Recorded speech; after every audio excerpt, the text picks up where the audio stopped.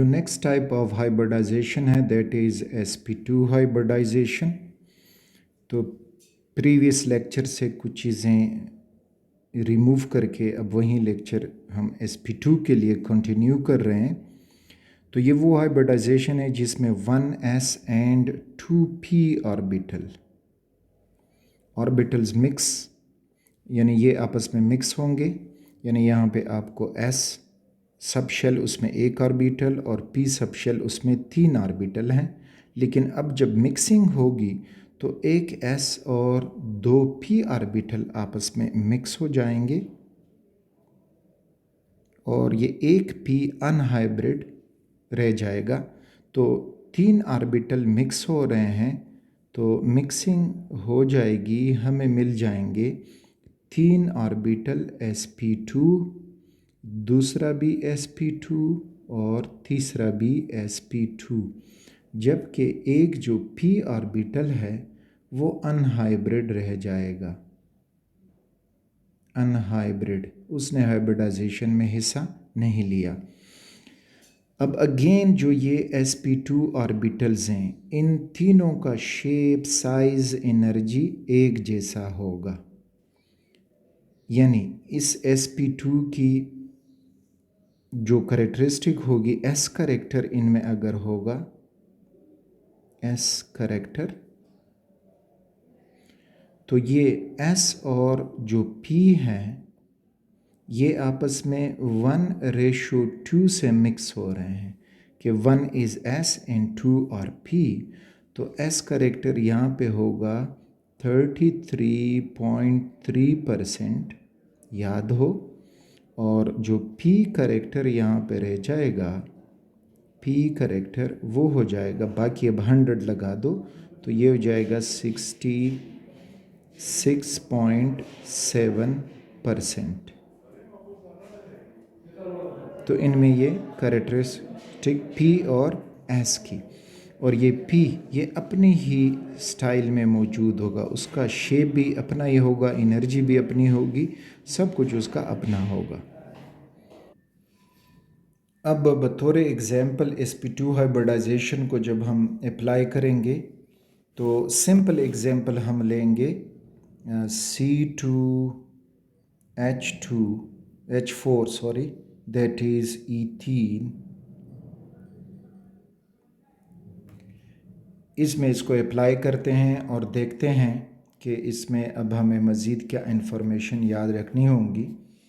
तो पहले आप देख सकते हो कि carbon atomic number 6 electronic configuration करने के लिए हमने यूँ एनर्जी इंक्रीजिंग ऑर्डर लगाया, 1s2 2s2 2p2।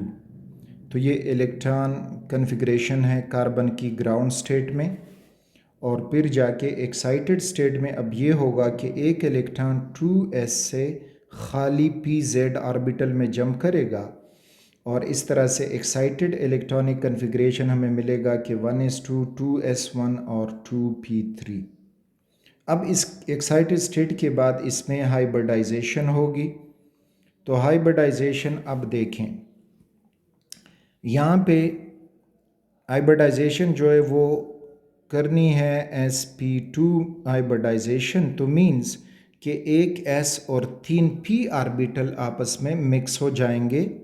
यानी यहाँ से ये आपस में मिक्स हो जाएंगे, एक s और 2 p ऑर्बिटल, और एक p अनहाइब्रिड रह जाएगा।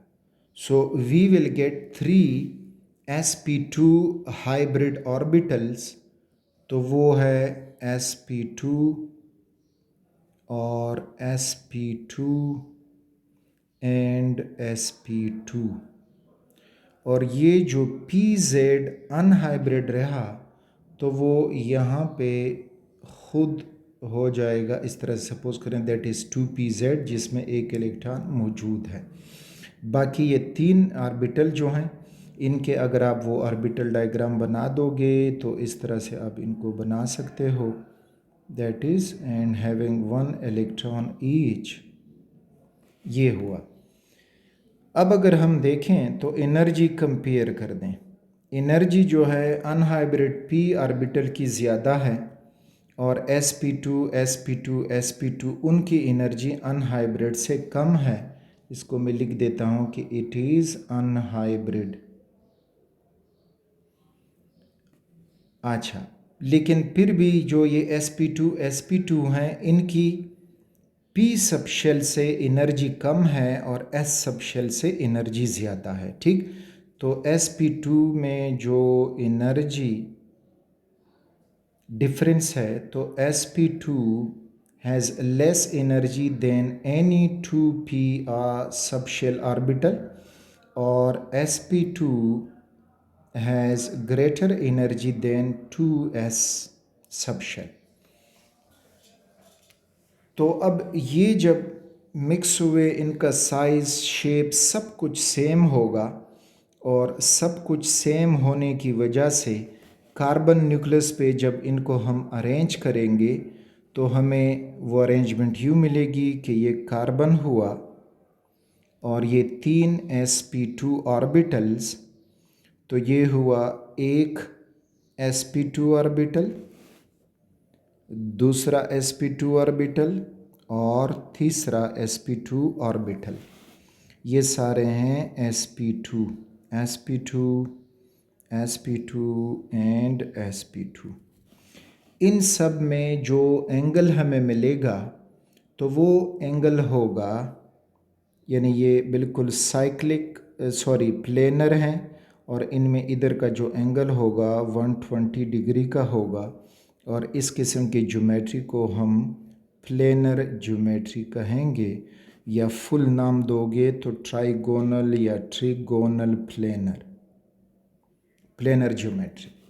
अच्छा, अब बचता है जो अनहाइब्रिड पी जेड ऑर्बिटल है, तो वो अपने ही पुराने ओरिजिनल शेप, साइज सब कुछ में होगा, तो वो अनहाइब्रिड पी ऑर्बिटल हमें ये मिलेगा कि वो above the 3 orbital plane on below the hybrid orbital plane, और इसका अगर जो एंगल होगा या थीटा होगा जो प्लेन के साथ ये बनाएगा, वो थीटा हो जाएगा 90 डिग्री का।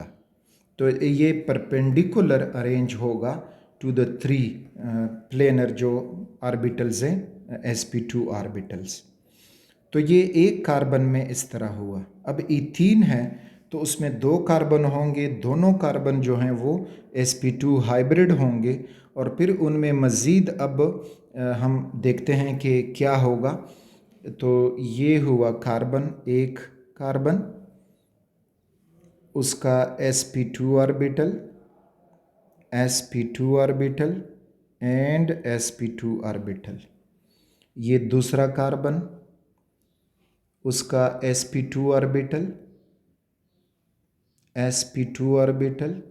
और sp2 ऑर्बिटल, और दोनों कार्बन एक एक अनहाइब्रिड p ऑर्बिटल भी रखते हैं, so that is unhybrid p orbital.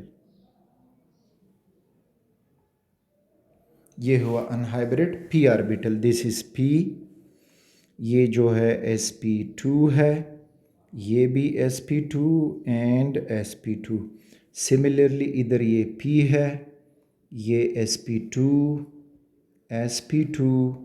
और sp2। अब जब इनमें ओवरलैपिंग होगी तो ये राइट वाले कार्बन और लेफ़्ट वाले कार्बन, इनके sp2 जो हैं एक दूसरे से लीनियर ओवरलैप करेंगे, एंड वाइज ओवरलैप करेंगे। तो इनमें जब ओवरलैपिंग होगी so we will get a sigma bond over here. तो इनमें सिग्मा ओवरलैप हो जाएगा, सिग्मा बॉन्ड बन जाएगा, दिस इज़ सिग्मा ओवरलैप। तो इस डायग्राम को अगर फर्दर हम स्पेसिफाई करते जाएंगे तो ये हुआ carbon bonded with a sigma bond to the other carbon. अच्छा, अब इस कार्बन के जो ये sp2 ऑर्बिटल हैं, तो इस साइड पे हाइड्रोजन आके अपना s ऑर्बिटल शेयर कर जाएगा, तो इधर इनमें सिग्मा बॉन्ड बनेगा, ये हाइड्रोजन, क्योंकि s जिधर भी होगा वो सिग्मा बॉन्ड बनाएगा, तो ये भी हाइड्रोजन हुआ। इस तरह अगले कार्बन के साथ भी इधर हाइड्रोजन सिग्मा बॉन्ड बना देगा और इधर भी हाइड्रोजन जो है वो सिग्मा बॉन्ड बना देगा। So we are getting sigma bond hydrogen along this carbon, sigma bond hydrogen, और इस साइड पे भी sigma bond hydrogen and sigma bond hydrogen. और अगेन यहाँ पे जो एंगल होगा वो 120 का ही रहेगा। अब दोनों कार्बन पे p अनहाइब्रिड ऑर्बिटल मौजूद है, तो दोनों कार्बन में पहले सिग्मा बॉन्ड बना। अब अगर कोई दूसरा बॉन्ड बनने का चांस है तो वो होगा पाई बॉन्ड। तो पाई बॉन्ड पैरेलल ओवरलैप से बनेगा। p के जो एबाव लोब्स हैं वो भी ओवरलैप कर जाएंगे और जो लोअर लोब्स हैं वो भी ओवरलैप कर जाएंगे।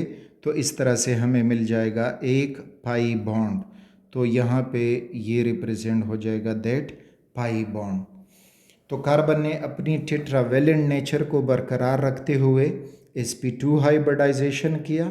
और अब इधर इसमें कार्बन देखोगे तो दोनों कार्बन जो हैं वो 4 बॉन्ड बना चुके हैं in the form of 2 single bond and 1 double bond.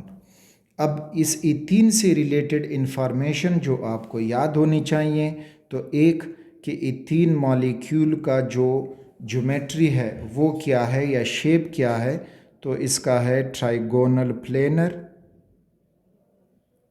Trigonal planar is the geometry या शेप, और इसमें थीटा जो है दैट इज़ 120 डिग्री का। अच्छा, फिर इंफॉर्मेशन कि कार्बन हाइड्रोजन बॉन्ड ये किन किन की ओवरलैप से बना है, तो ये आपको याद हो। कार्बन का जो होगा इसमें sp2 ऑर्बिटल और हाइड्रोजन का s ऑर्बिटल, ये सिग्मा बॉन्ड बना है। फिर कह सकते हैं कि कार्बन के साथ जो सिग्मा बॉन्ड है वो किससे बना है, तो रिमेंबर ये जो सिग्मा बॉन्ड है कार्बन कार्बन वाला, ये बना था sp2 orbital of one carbon overlapped with sp2 orbital of the other carbon. फिर ये पूछ सकते हैं कि कार्बन कार्बन जो पाई बॉन्ड है, कार्बन कार्बन पाई बॉन्ड वो किस ओवरलैप से बना है, तो वो बना है p unhybrid of one carbon and p unhybrid of the other carbon. तो इन दोनों की ओवरलैप से वो पाई बॉन्ड बना है।